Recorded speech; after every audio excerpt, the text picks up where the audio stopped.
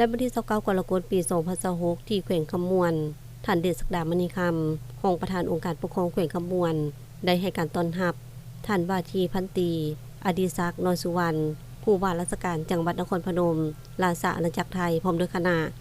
ในโอกาสเดินทางมาเยี่ยมยามแขวงคำมวน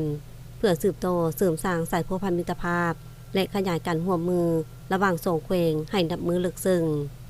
ในโอกาสดังกล่าวคณะผู้แทนได้เข้ากราบไหว้และสักการะบูชาอยู่วัดพระธาตุสิโคตะโบงซึ่งเป็นปูชนียสถานคู่บ้านคู่เมืองของแขวงคำมวนเพื่อความเป็นสิริมงคลจากนั้นคณะได้เดินทางไปเยี่ยมชมหอพิพิธภัณฑ์อนุสรณ์ประธานสุพรรณวงศ์หลักสี่รับฟังการบรรยายประวัติศาสตร์และผลงานของประธานสุพรรณวงศ์ผู้นำที่ดีเด่นต่อการปฏิวัติลาวพร้อมนั้นคณะได้เดินทางไปเยี่ยมชมแหล่งท่องเที่ยวขุนกองแรงที่บ้านนาคือเมืองหินบูนเพื่อศึกษาท่าแห่งด้านการท่องเที่ยวและชมความสวยงามของแหล่งท่องเที่ยวทางธรรมชาติของแขวงคำมวนการเยี่ยมชมในครั้งนี้สะท้อนให้เห็นถึงความสัมพันธ์อันแน่นแฟ้นและความร่วมมือที่ดีระหว่างแขวงคำมวนกับจังหวัดนครพนม